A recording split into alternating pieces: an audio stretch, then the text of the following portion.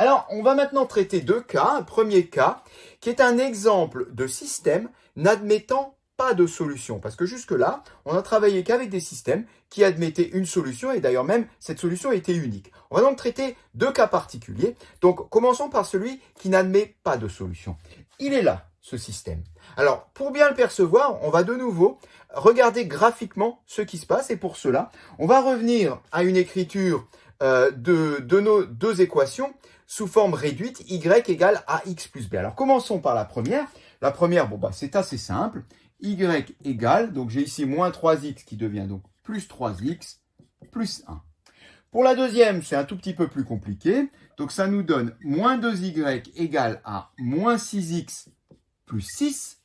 Si je divise partout par 2, je me débarrasse comme ça du coefficient 2 ici en facteur du y. Et on change le signe partout pour se débarrasser du moins. Et ça nous donne y égale 3x moins 3. On va l'écrire un peu mieux.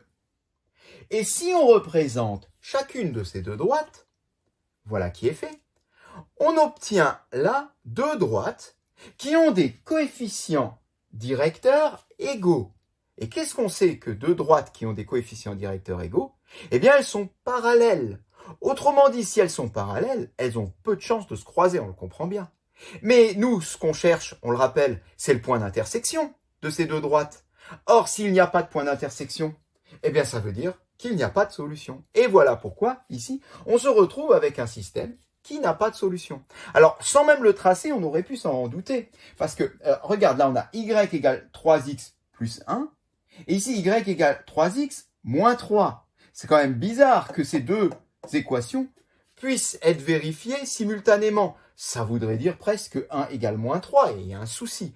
Donc, on comprend bien que oui, il y a un souci. Et le souci, c'est tout simplement que ce système-là n'a pas de solution. Voilà, un petit dernier, on va finir par un exemple d'un système qui, lui, a une infinité de solutions. Mais comment faire pour les trouver? Eh bien, on ne va pas les trouver puisqu'il y en a une infinité. Ça voudrait dire certainement qu'on aurait du mal à les écrire toutes. Mais au moins pour le comprendre. Alors, pour cela, eh bien, on va de nouveau procéder de même. On va ramener ces deux équations sous la forme y égale ax plus b. Alors, pour la première, ça nous donne moins 3y égale à 6x moins 6. Si je divise partout par 3, ça nous fait moins y égale à 2x moins 2. En changeant les signes partout pour se débarrasser du moins devant le y égale moins 2x plus 2. Voilà pour la première équation. Je l'ai recopiée parce que pour la deuxième équation, ça va aller très vite. Y égale, le 2x devient moins 2x plus 2. Ce qui signifie que ce système est équivalent à y égale moins 2x plus 2, y égale moins 2x plus 2.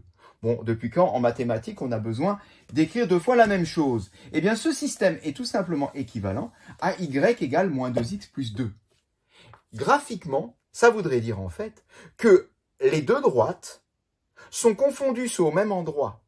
Donc, ça voudrait dire que des points d'intersection, il y en a combien? Eh bien, il y en a autant de points qu'on peut mettre sur une droite, c'est-à-dire une infinité. Tous les nombres x, y qui vérifient y égale moins 2x plus 2 sont solutions. Si par exemple je prends x égale 5, eh bien y sera égal à moins 2 fois 5 plus 2, moins 2 fois 5 moins 10 plus 2 moins 8. Eh bien 5 moins 8 est solution. Mais il n'y a aucune restriction sur x.